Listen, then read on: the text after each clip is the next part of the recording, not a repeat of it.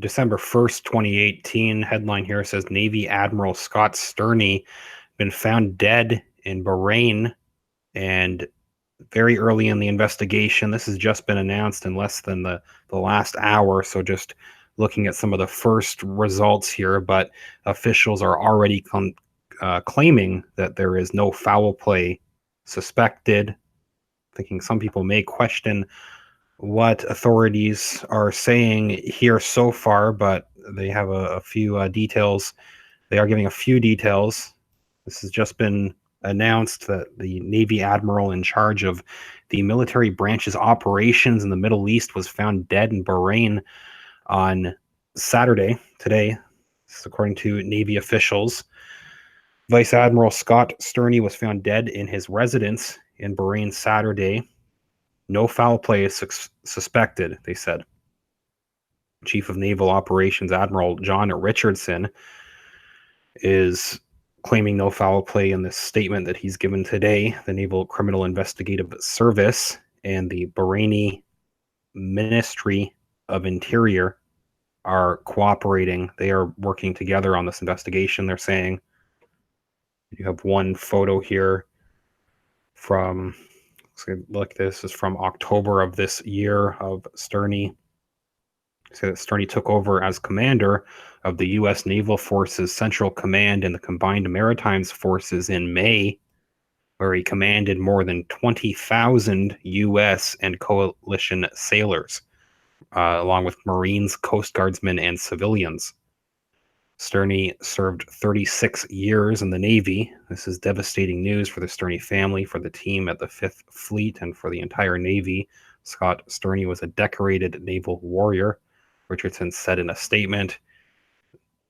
So they have given statement in response. Say the Rear Admiral, the Deputy Commander of the 5th Fleet, has assumed command in Sterney's place. Vice Admiral Jim Malloy is preparing to fly out. He is preparing to fly out to Bahrain later today to take command in the interim while this role switches over. Sterney, they say, was a native of Chicago and entered the Navy in 1982 after graduating from University of Notre Dame. He became a Navy aviator in 1984 and served in strike fighter squadrons flying the FA-18 Hornet. Served in Afghanistan as Chief of Staff of the Joint Task Force 435, and later served on the Combined Joint Interagency Task Force. In the U.S., he served as an instructor and readiness officer at Navy Fighter Weapons School, as well as other roles, the Navy has said. Sterney's past assignments include commander of the U.S. Transportation Command's Joint Enabling Capabilities Command, commander of Strike Force Training Atlantic, commander of Carrier Strike Group, and commander of Navy Warfare Development Command, and director of operations of U.S. Central Command, Navy said. So they're not giving very many details on exactly how he was found. Investigation is still ongoing, but very early on, authorities already trying to tell the public. They're claiming that there's no foul play. Just in the time that this news has broken the last hour, a couple people have been digging into different recent investigations that Sterney was involved in. I saw one person share this article.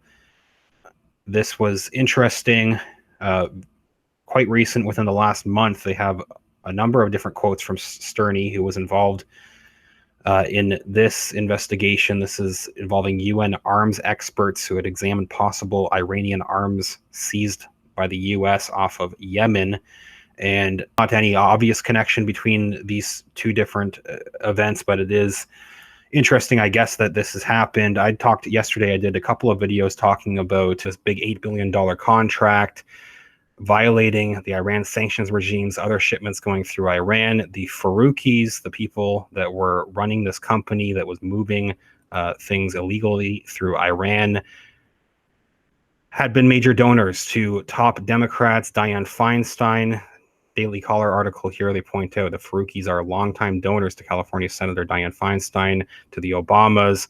Closest affiliation is to the Clintons, and it was Obama that set up this $8 billion contract. It was during his administration. He had awarded Annam, this company, this contract after many of their fraudulent business practices has already been exposed. So interesting that the DOJ is looking into that, and that, again, a major donor to Clinton, Obama, Feinstein, and others. This is an $8 billion contract that Obama gave the Faruqis after it should have already been known. So not sure if that has any connection to Sturny, except that those shipments were moving through Iran, and Sturny was also investigating this. So this is what they're saying of this other case. Let me just go into more detail. This is an article from the last month, gives several quotes from Scott Sturny, who had been found dead today in Bahrain.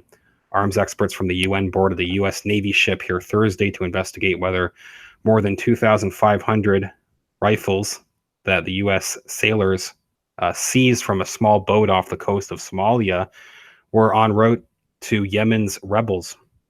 U.S. suspects that the rifles were bound from Somalia to Yemen to aid this rebel group in the nation's 3-year-old civil war, and that Iran was also involved as well.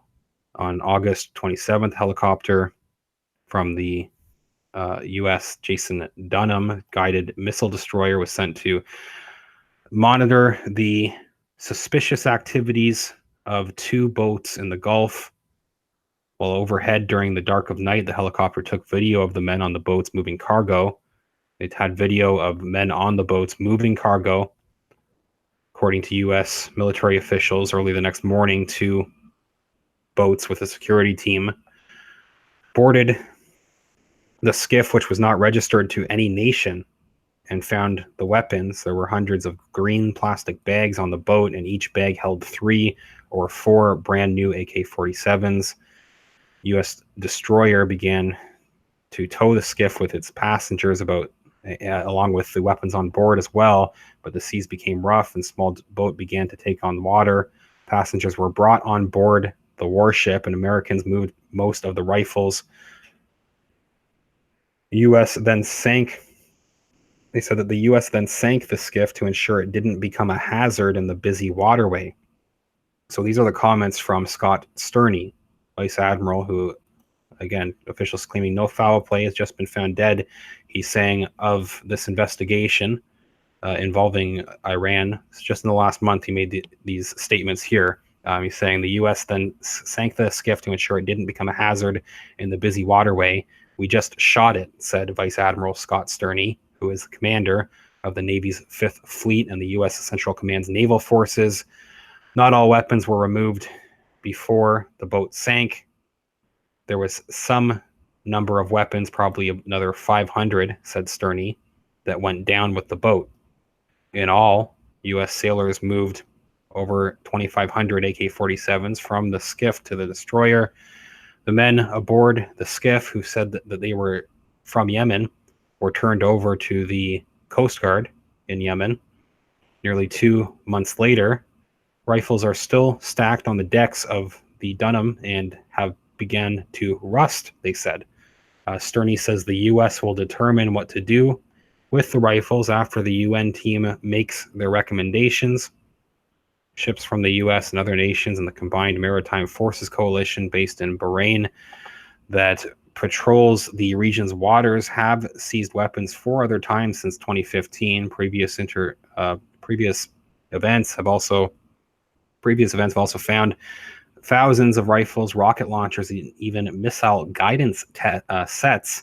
All of these arms originated in Iran and were intended to be delivered to these rebels in Yemen, according to UN inspection teams brought to examine this cargo, even though the load did not include precision weapons. Sturny said it was significant, calling the rifles probably the most destabilizing weapon that have ever been produced. U.S. official in the region says that authorities have also been seizing weapons of Iranian origin in the Persian Gulf. The Bahraini's have found C4 explosives other explosive components and weapons as well. Some of the weapons have already been transferred to Bolling Air Force Base, where the U.S. has a static display of Iranian weapons and components that have been used or seized throughout the Central Command region, the officials have said. This was another comment, so that's coming from Sterney as well. In addition, the movement of illegal drugs through the region waters has skyrocketed this year. Since 2012, the coalition has intercepted more than 32,000 pounds of heroin and more than 175,000 pounds of hash. 2018 alone, the coalition has already stopped more than 6,600 pounds of heroin and more than 66,000 pounds of hash. Sterney had added that the coalition is only catching a fraction, he says, of what moves through the region. So that was the final quote in that article from Sterney, saying that there's a lot more work to do there. They're only catching a fraction of what is being trafficked through that region. And that was an article from just over 1 month ago, October 26th, 2018. That article, a lot of different statements from Sterney there. Those shipments going through Iran, and again, this separate case, the Faroukis, may be other names to look into. I'm not sure if there's any connection to what Sterney was investigating as well, but it is interesting that they were moving supplies through Iran illegally in that case as well. And the Faroukis are major Clinton, Obama, Feinstein donors. That was a contract, an $8 billion contract that Obama set up in that separate case. The DOJ just happens to be investigating that right now as well. November 29th, that release, pretty much 1 month after they had talked about this other investigation involving Iran as well. Now the announcement of Sterney, I'm sure we'll get some more details as the investigation into his death goes forward, but I guess we have some idea of what the officials are going to be saying already. They're saying no foul play. I'm not sure if that will change the official story. Anyway, let me know what you think. Leave a comment. I do have links to I have a link to this original article if you want to take a look. I will follow up with more details as they come out. Thank you.